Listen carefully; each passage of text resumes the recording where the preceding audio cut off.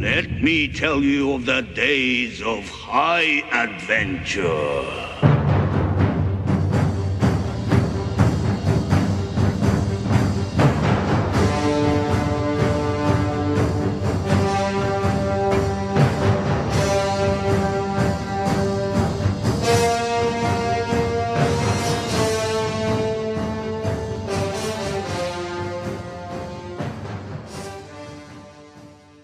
Hey there nation, welcome to the show where we help you to play miniatures wargaming on a budget.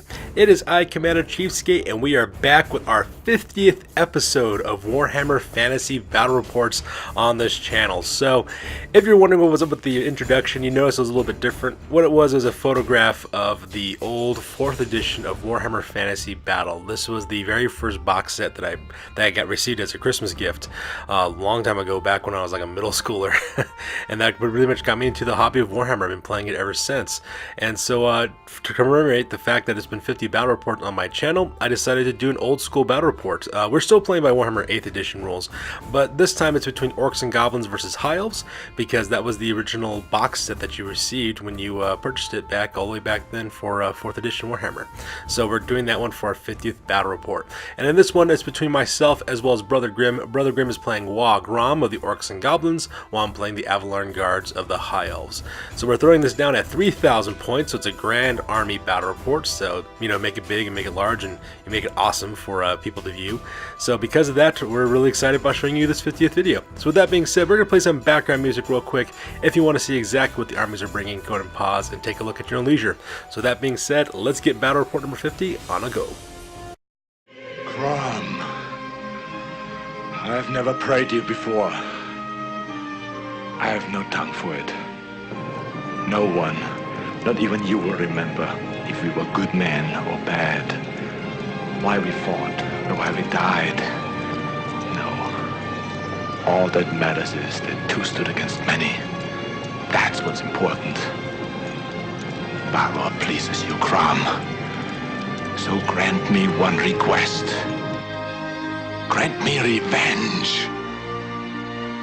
And if you do not listen, then the hell with you.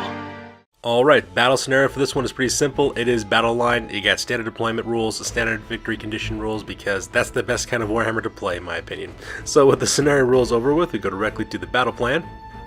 Alright, so here's an overhead shot of the entire battlefield. As you can see, we're playing on a 4x6 table. My friend Brother Grim is deployed on the far side of the table, while I'm deployed on the near side of the table. And pretty much my battle plan is to just kind of stand my ground for the most part, focusing primarily on counter charges. He is playing Orcs and Goblins, so he does have to cross the battlefield pretty quickly in order to get into contact with me.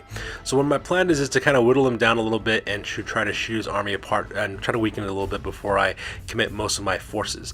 Now, most of my core in this army is based on cavalry, is pretty much what I have. So you can see that I got my 2 units of Valyrian Reavers on the left-hand side, as well as my Silverhelms. Their job is to intercept that the Ragnarok Spider, as well as a huge unit of Black Orcs, because the Crimson Killers is 40 strong, and I'm pretty terrified about that army as well. Most of my infantry in this army is made up of actually special choices. I got White Lions, as well as Phoenix Guards, as well as Swordmasters, pretty much absorbing the brunt of the force, and I got Lothar and Seaguard in the back to kind of support some long-range fire. So my infantry forces are going to take on my opponent's right flank. My opponent's kind of gone for really strong, heavy flanks. He's got monsters as well as horde units of orcs on both his flanks, while his center line is pretty much made up of goblins as well as his generals. So I think what he's trying to do is trying to use his center to suppress me a little bit with fanatics and goblins, and then try to hit me in the flanks. And that's why most of my army is kind of strength on the flanks on this one. And that's pretty much the battle plan for this one. Alright, so starting with deployment, in my vanguard up on the left-hand side here, I got my 2 units of 5 Valyrian Reavers. On the left-hand side, that is the Word Bearers, and the left-hand side, that's the Word Bearers. Right-hand side, those are the Silent Striders. Both units have spears, light armor, shields. They also have bows, and they have musicians as well. And that pretty much makes up my left-hand flank with the vanguard. On my main battle lines, on the left-hand side, that is Danny of the Two Souls. That's a level 2 lore of high magic mage who's mounted on a Tyrannoc chariot. That person's carrying also the Reaver bow as well as a Dispel scroll to help me out with some magic balancing. And right next to them on the right-hand side, that is the Lord Tyrion's retinue. It is a unit of 9 Silverhelm Knights with full command, lances, shields, heavy armor, as well as barding. And leading them, of course, is the special character Tyrion, who's a kitted out for kill special character in close combat. He's also the general of my army as well, which is kind of nice because with his Defender of Ulthuan special ability, a special rule, he can give Inspiring Presence up to 18 inches for a high elf army, so that part is kind of cool. And making up the center lines of my army is the large portion of it. On the left-hand side, that is the Everqueen's Rangers. That is a unit of 15 White Lions of Trace with full command. In the center, that is the Everwardens, a unit of 25 Phoenix Guard with full command. And the right-hand side, that is the Lore Master's Blades, which is 19 Sword Masters of Hoeth with a full command. And leading that unit is Teclis, the special character who's a wizard as well. So those guys are kit out for kill. And like I said before, most of my infantry horses are special choices. Right behind them, that is the Guardians of the Glades. That is a unit of 23 Lothern Sea Guard that is commanded by a noble. That noble's name is Silent Fane, the Guardian of the Glades. He has a Battle Standard Bearer upgrade, and he's got a Lion Cloak, heavy armor, as well as a great weapon. Not very many magic standards in my army because most of my points are spent on purchasing infantry choices for the most part. And following the right-hand side, that is my 2 Eagle Claw Bolt Throwers. Those are the Falling Leaves of Avelorn, and that makes up my far right-hand flank. So with deployment over for me, let's go and talk about Brother Grimm's deployment zone real quick. Across the battlefield on the left-hand side, up in the tower there that's made by the Goblins, those are them Kamikaze Boys. Those are 2 Doomdiver catapults. Right next in the center there, that is the Crimson Killers. It is a huge unit of 40 Black Orcs. Those guys also, I believe, have the Razor Standard too, if I remember correctly. Those guys are also kitted out for, like, you know, can opening, heavy infantry choices. So those guys are pretty terrifying as well. They also have a huge array of weapons. And then right next to them on the right-hand side, that is the Eightful 8. That is a Arachnarok spider with a flinger attached. Making up Brother Grimm's center, he has primarily goblins make up the center lines. On the left-hand side, those are the Backstabbers. That is a unit of 20 Night Goblins with short bows. They also have 3 Fanatics in that unit. And the center, those are the Howlers, which is a unit of 7 Wolf Riders. They have spears, shields, as well as short bows. On the right-hand side, those are them Sneaky Gits. That is a unit of 20 Night Goblins with short bows as well, and also 3 Fanatics. And then right behind them, of course, is his general as well as Battle Standard Bearer. That is Grom the Paunch, the special character. And the reason why my opponent decided to go with Grom the Paunch is because that is the character who was involved on the cover of the original Warhammer box set that we're talking about. So that makes up Brother Grimm's center lines. And finally, on the far right-hand flank, he has the unit called the War Boys. That is a huge unit of 40 Orc Biggins with the Biggins upgrade. They have additional hand weapons as well as shield and light armor. They're also carrying the War Banners. They get +1 to the combat res, which makes them pretty deadly. On the far right-hand side, that is Undead Fred and the Loon, which is a giant. And that pretty much makes up my enemy's deployment on this one. So with the deployment over with, you go directly to the top at turn number 1 for the Orcs and Goblins. Alright, so starting off with turn number 1 for the Orcs and Goblins, the first thing that my friend Brother Grimm has to do is test for animosity for all of his units. Unfortunately, he failed one for his for the Sneaky Gits. Those guys got the squabble rule, which means they don't do anything, they just kind of stand their ground, because to represent the fact that they're fighting amongst themselves. They can't shoot, they can't move, they can't cast magic because of too much infighting. And that makes up the animosity phase for my opponent. So with the animosity test over with, we go directly to the movement phase, and this photo is taken after the movement phase. Luckily for me, my opponent decided not to declare any charges at this point. I think what he wanted to do is that he just wanted to kind of just advance forward, not really try to fail any charges for his left-hand flank. So because of that, he just marches everything he can forward as quickly as he can. Starting on the left-hand side, he moves the Arachnarok Spider, the Eightful 8, over to the left-hand side to face my Word Bearers. He also does exactly the same thing with his Crimson Killers, moves them up 8 inches to go directly in front of my Silent Striders, which are located there in the center of the table. At the same time, he marches up them Backstabbers as well as moves up normally his Howlers and has Grom the Paunch follow right between them, right to the middle of those 3 standing stones as well. Like I said before, his Sneaky Gits don't get to move because they failed their squabble test. However, on the right hand side, Undead Fred marches forward 12 inches, moving as quickly as he can across the battlefield, followed by the War Boys who also move up 8 inches as well. It also kind of makes sense too because Undead Fred needs to cross that battlefield quickly, because if he doesn't, he'll just get shot to pieces by my bolt throwers. And that pretty much makes up his move phase on this one. So here's a close-up of his left-hand flank moving across the battlefield to, get to my forces. He's not charging at this point because he doesn't want to fill any charges, and that's kind of smart because he's trying to get those guys across the battlefield as quickly as he possibly can. So he just marches them up to intercept my 2 units of light cavalry. And here's a close-up of his center lines moving up forward as well, just trying to take some cover between those standing stones and trying to cross the battlefield as quickly as he can. Those units are kitted out with fanatics, so I am a little bit worried about those guys, so that's something to worry about as well. And in the background you can see his sneaky gits just kind of stand their ground because they're squabbling right now. And finally on the far right hand side there's a close-up of the war boys as well as Undead Fred trying to get to my troops as well. So with the movement phase over with, we skip the magic phase because his magic phase I pretty much dispel it all. I am carrying Teclis with me on this one. So we skip magic phase and go directly to the shooting phase. And in the shooting phase, oh man, it was pretty rough. My opponent takes his Doomdiver for catapults from the Kamikaze boys and he concentrates fire onto my Silver Helms. Now his first shot goes way off and just kind of flies off of, I think 10 inches to the left. He wasn't able to recover it in order to hit anything. However, on his second shot though, he got a direct hit onto Tyrion's unit, the Lord Tyrion's retinue. And when he rolled to see how far he can go 6 inches. So he decided to not just only hit Tyrion's unit, but also fly directly into my mage, who's located on the Terranok chariot. Managed to kill 3 of my Silver Helms and managed to put a wound on him as well because Doomdiver catapults, you don't get armor saves against those. So that part was pretty tragic as well. So with the shooting phase over with, we skip combat because nobody's engaged and we go directly to the top of turn number 1, for the High Elves. So we go to bottom of turn number 1 for the High Elves, and this photo is taken after the movement phase, and I pretty much tried to, at this point I kind of see an opportunity. On the right hand side of his left hand flank of his army, what ends up happening is he has them backstabbers who have fanatics. So I sacrifice my Silent Striders. I move them up an inch to the right hand side, so that way I'm within 8 inches of the sneaky gets of the backstabbers, so that way they release their fanatics. His fanatics fly forward, I think 11 inches, 8 inches, as well as I think 3 inches is what he ends up doing. So 2 of the fanatics go right through my guys, just destroys the Silent Striders without a second thought. But the reason why I did that is because those fanatics are now in the left hand flank of his army, which means that my opponent can't really march his forces to my left hand flank without taking some serious damage from those fanatics. So because of that, he might be hesitant to move. Now granted, he does have 40 Black Orcs and he also has a Ragnarok Spider, but if he moves those Black Orcs through those fanatics, he's going to take all 3 of them because he's in a horde formation, so it's going to cause potentially a lot of damage against him, so he doesn't really want to do that. So that's the reason why I did that, to kind of bog down his left hand flank with fanatics.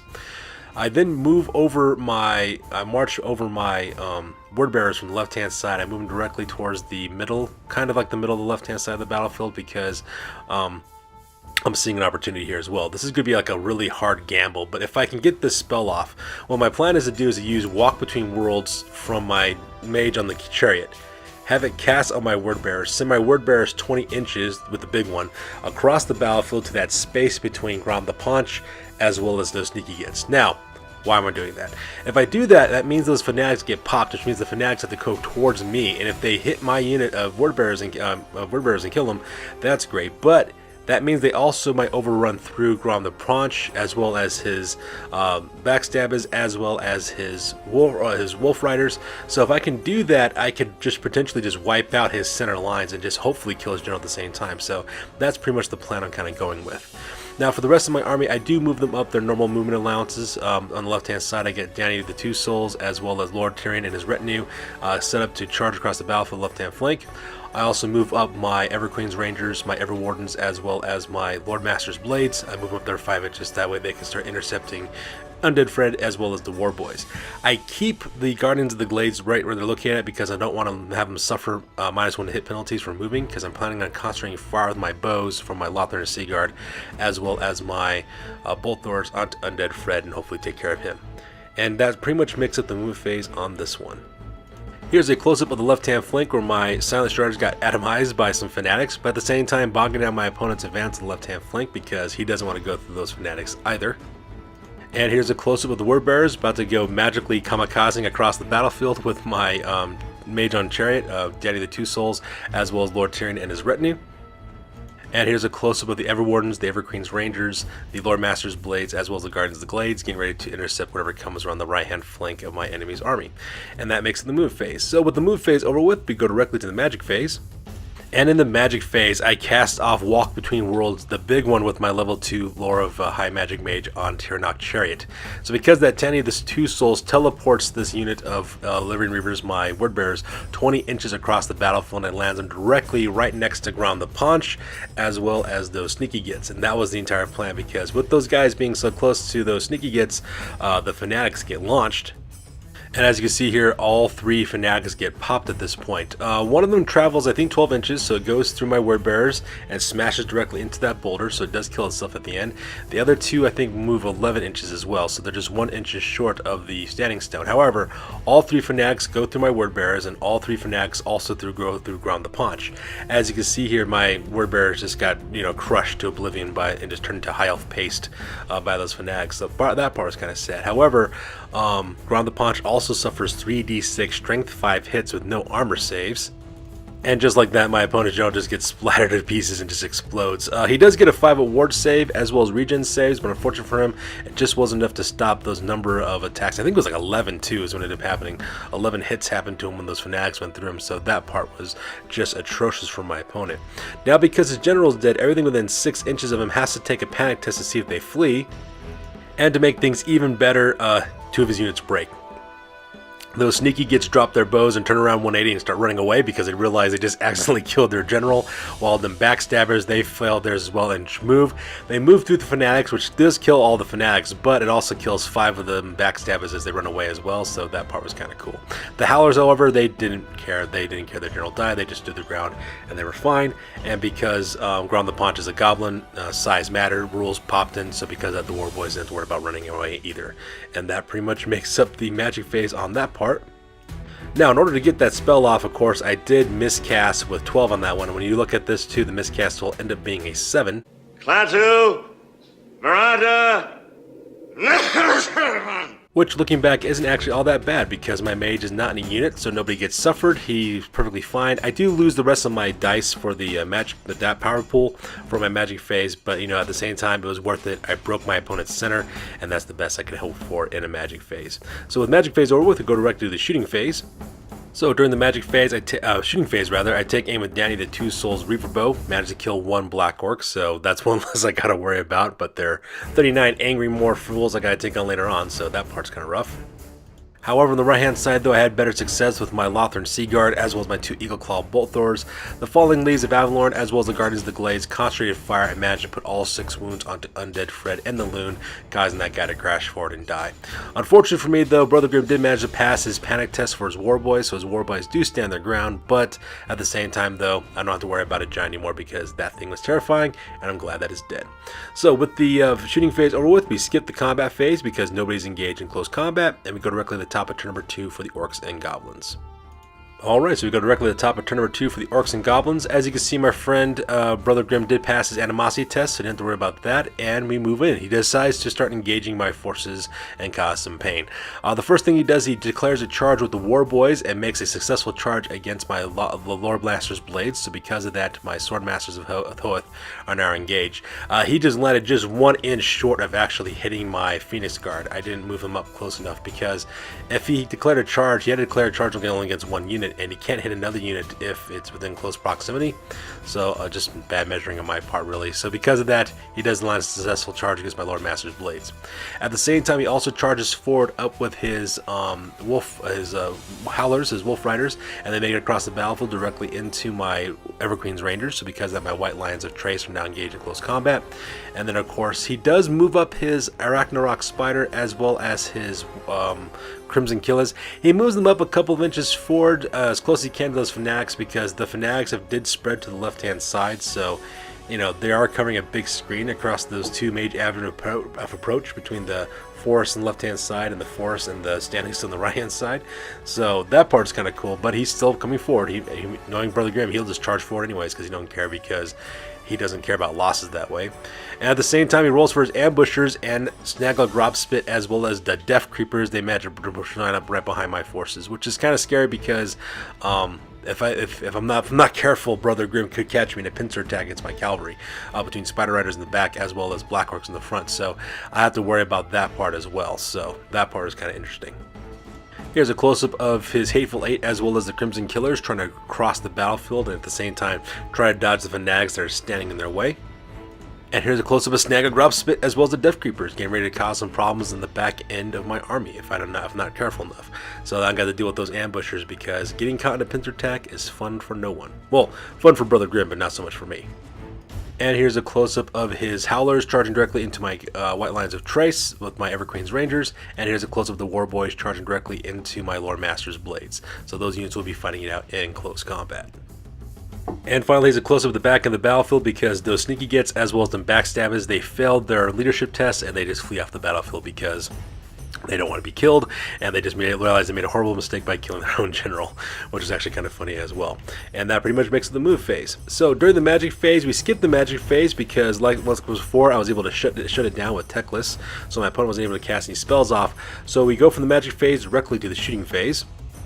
So in the shooting phase, those Tomb Diver catapults, they do manage to kill a couple more of my Silverhelm Knights, so that part was kind of bad as well.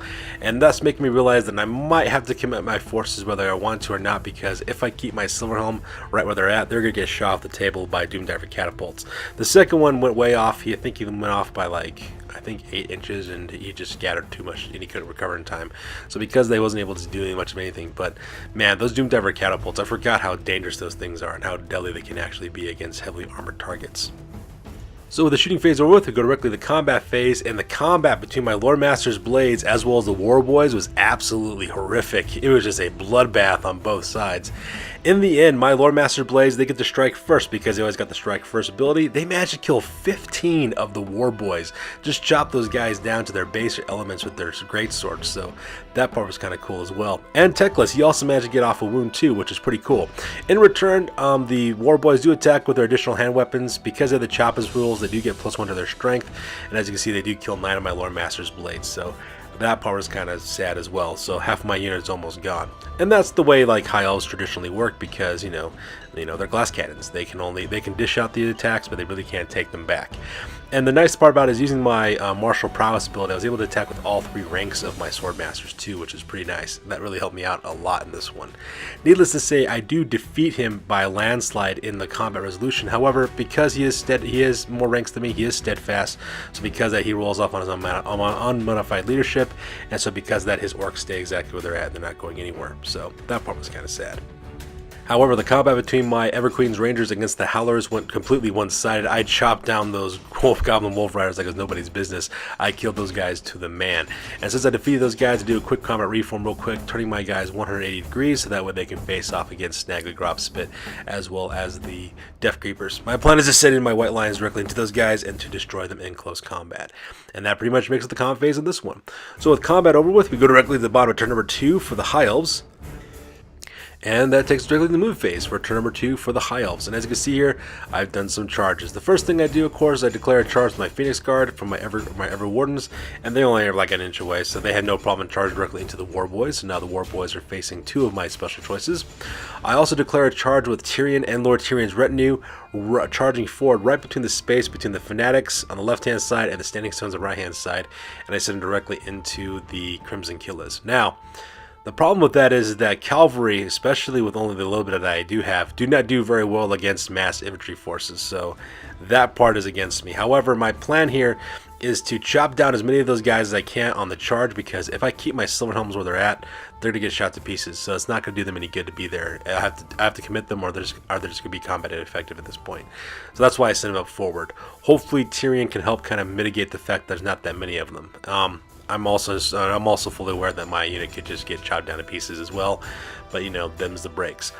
My next plan is to then have my mage on my Terranok chariot use walk between worlds again in order to get behind the Black Orcs, that way I can get them in a pincer attack with my Black Orcs as well as my chariots as well. Now in the center of my army, I do charge in my Everqueen's Rangers. They go directly into the Death Creepers, so because of that, they're engaged in close combat. And at the same time, I do a combat reform. I do a quick swift reform with my Guardians of the Glades and turn them into a column formation to the left-hand side in order to start moving to the left, because my plan here is to hopefully destroy the War Boys, destroy those guys. Once those guys are done, I can then sweep from the right with my Sword Masters, as well as my Phoenix Guard, as well as my Lothern Sea Guard, as well as my White Lions once they get done chopping apart Snaggle, Grobspit, and his Spider Riders, and then I can start engaging those Black Orcs in mass with my forces. And that's pretty much the scheme I'm going with on the movement phase on this one. Here's a close-up of the Everwardens, as well as the Lord Master's Blades engaged with the War Boys. And here's a close-up of my Everqueen's Rangers engaging into Death Creepers, as well as my Guardians of the Glades moving to the left-hand side to engage them as well, and to give out support if necessary. And here's a close-up of my Pseudocidal Charge of Lord Tyrion, as well as his retinue taking on the Crimson Killers, because I have to commit my forces or they're going to get shot to pieces. So with the movement phase over with, we go directly to the magic phase. And the magic phase, I do manage to cast off the big version of Walk Between Worlds. I was able to do that without miscasting, so that part was kind of nice. The only problem was I had to use all 4 of my power dice. I rolled really low for the Winds of Magic on this one. I wasn't able to channel any dice, so I had to commit all my power dice in order to make it happen. My opponent was unable to dispel it. I think I rolled a 2 and a 2. He only had 2 dispel dice, so wasn't able to stop anything. Plus, he has no wizards on the tail. His wizard is currently engaged in close combat as well, so that kind of helped out too. So as you can see there, I teleported my chariot all the way across the battlefield to right behind the Crimson Killers, and hopefully I can catch him with a pincer attack to kind of start doing some damage against this unit of Black Orcs, because otherwise I have no other plans about how to stop them. And during the shooting phase, because I have nothing else to target, I take my 2 Falling Leaves of Avelorn, have them do multiple shots with my bolt throwers against those 2 fanatics on the left hand side, and I manage to atomize those guys and just skewer them right where they stand. So that part was kind of nice as well. So during the combat phase, ended up being pretty bad for my opponent, Brother Grimm. I opened up with my Lord Master's Blades first. I did manage to kill, it looks like 10. I managed to kill 10 of the War Boys with my Lord Master's Blades, so that part was kind of cool as well. Not to mention my Everwardens actually managed to kill 6 of the Orcs as well, so that part was pretty cool. Now, when he did counterattack, he did kill 4 of my Lord Master's Blade, as well as 2 of my Phoenix Guards, so that part was kind of sad. But needless to say, he lost his combat in a really bad way, and so Brother Grimm had to take a break test for the War Boys. Unfortunately for Brother Grimm, he did try to flee and he failed it. He rolled a 4 to escape. I rolled an 11 with my Lord Master's Blades, so my Lord Master's Blades just rocket across the battlefield over to the right hand side between the hill there, as well as the standing stone in the center of the table. I do a quick combat reform with my Phoenix Guards and move over to the left hand side because they need to start putting some pressure onto the right hand flank of the Crimson Killers. At the same time, the Everqueen's Rangers had no problem whatsoever chopping down those Spider Riders from the Death Creepers. I actually killed them all to the man, so that part was actually kind of cool. And because they destroyed them so quickly, I do a quick combat reform and turn them about 180 so that way they can march across the battlefield to start helping out Lord Tyrion and his retinue against the Crimson Killers. And speaking about the combat between the Crimson Killers as well as Lord Tyrion retinue, it actually ended up being a slaughter for the most part. I was actually surprised. Tyrion is a beast in close combat. I forgot how really good he is. Between Lord Tyrion as well as the Silverhelms, I managed to kill 15 of the Crimson Killers, so 15 Black Orcs are now dead. I think 9 of, no, not 9 of them, I think 10 or 11 of them came from Tyrion alone. So I used Sun Fang's Fire Breath ability. I also used his close combat ability. Mihindir, his horse, also managed to kill one guy as well, so that part was kind of cool. Now, the Crimson Killers, however, did do a counterattack. They managed to put 2 wounds onto Tyrion, as well as kill 4 of my Silverhelms, so I don't have very many people left alive. Needless to say, though, even though he did inflict a lot of wounds onto me, I do win this combat, so that part was kind of cool as well. And because of that, I just kind of stand my ground as well, and because he's steadfast, he doesn't really go anywhere either, so he just kind of stands his ground and goes nowhere. And luckily for me, when I rolled off to see exactly if I stand my ground or not, as well, I rolled an 11. I rolled with Snake Eyes, so because of that, my unit also stands there as well. So I got pretty lucky on that part too. Alright, so with the combat phase over with, we go directly to the top of turn number 3 for the Orcs and Goblins, and my opponent starts scrambling. He starts moving up his Ragnarok Spider over to the center to act as a speed bump between my advancing infantry forces on my right hand flank to help out my general against the Crimson Killers, and his Fanatic smashes into the hill on the forest on the left hand side and gets destroyed, so because of that, his Fanatic is dead. The Crimson Killers are currently engaged in close combat, so not really going anywhere either. And since there is no magic phase, well, we skip that part because his wizard got killed, and we go directly to the shooting phase. And I did make a mistake in the shooting phase. In the previous shooting phase for turn 2, I made a mistake there. What ended up happening is the Doom Diver Catapult rolled a misfire 1, and it got destroyed as one handed to him. He didn't go off target, he just got destroyed in a misfire. And the same thing happened with his second one. His second one tried to fire as well, rolled a misfire, rolled his d6 to see what happened to him, and he rolled a 1 on that one as well. So because of that, his second Doom Diver Catapult gets destroyed. So he has no more shooting phase at this point. So with the shooting phase over with, we go directly to the combat phase.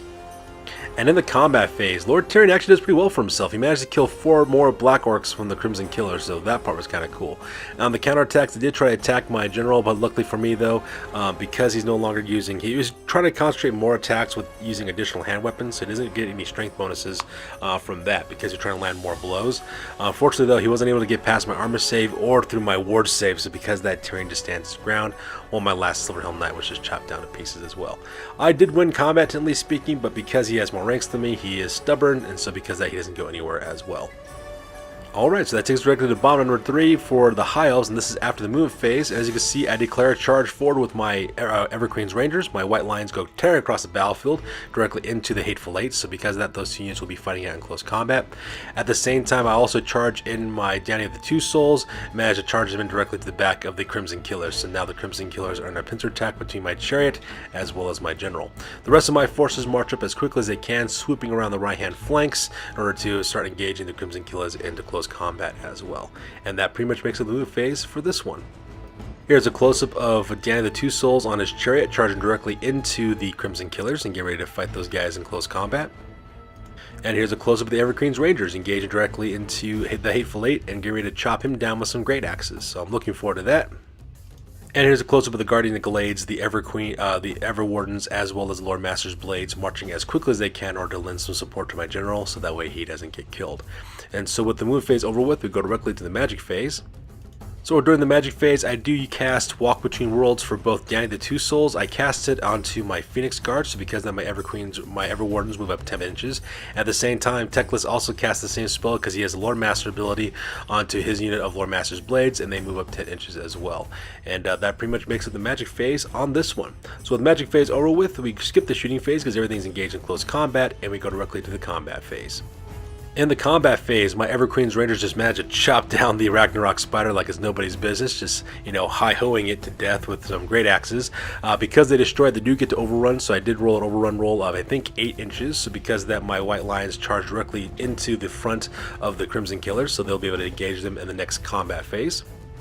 Meanwhile, the combat between my Chariot as well as Tyrion against the Crimson Killers was not that great. I did kill 4 members of the Crimson Killers with Tyrion, so that part was cool. They weren't able to engage any wounds onto me.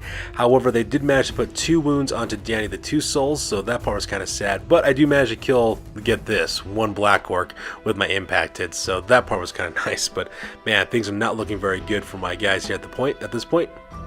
So with combat over with, we go directly to the top at turn number 4 for the Orcs and Goblins, and my opponent decides to go one more time because he wants to cause some destruction. And since his Black Orcs are engaged in close combat, he doesn't really go anywhere.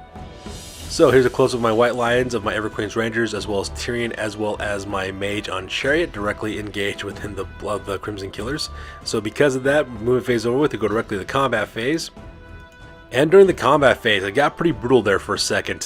For my friend Brother Grimm, I killed 3 more of his Black Orcs with Tyrion, so that part was kind of cool. However, the attacks from my White Lions, I think I managed to kill 8 of the Black Orcs with my White Lions alone. Danny the Two Souls didn't do anything against him, so that part was kind of sad. So needless to say, he's only got 4 Orcs left.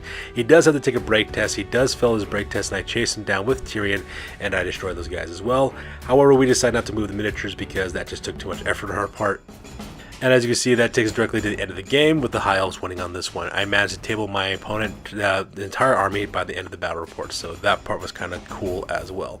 So with that being said, ladies and gentlemen, we'll go directly to the after action report, because this battle report is now officially over. Sure, I could have stayed in the past. Could have even been king. But in my own way, I am king. Hail to the king, baby. Alright, now it's time for the After Action Report. This is the part of the battle report we talk about what went well, what went poorly, and what we can learn for the next time that we do battle. This is the After Action Report for the Golden Age, battle report number 50, and it being a victory for my army. I did lose my Silence Traders as well as my Word Bearers, but for the most part though, most of my guys survived. Brother Grimm's Lost Cellar was the Ground the Paunch, Old Blacktooth, Snaggle, Grobspit, the War Boys, the Backstabbers, the Sneaky Gits, the War Boys, the Crimson Killers, the Kamikaze Boys, the Eightful Eight, as well as Undead Fred and Loon. And technically speaking, I also lost a third unit, which is Lord Tyrion's retinue, so I forgot to list that on there. So I lost 3 units in this battle report. And speaking of battle reports, I can't believe that we've done 50 of these things over the last 4 years, which is absolutely amazing to me. I remember just starting off my very first battle report on January 27th, 2015. It was a little Mighty Empires battle report that was between my Chaos Warriors versus my friend's Empire army. And I just can't believe how much we've grown as a channel since that, from 5 years ago. Since that time, we have uploaded 348 videos on this channel, so we've put out a lot of content. And not to mention, we've also broken over 500 subscribers this year as well, which is a huge milestone for my channel. You know, considering I was just putting up these videos just for fun because, you know, it looked like a lot of fun that people were doing that, and I want to do exactly the same thing. Over the course of our channel, we have done a lot of different types of content. We've done Age of Sigmar, Warhammer 40,000, Necromunda, Mordheim, Age of Sigmar with Age of Sigmar rules.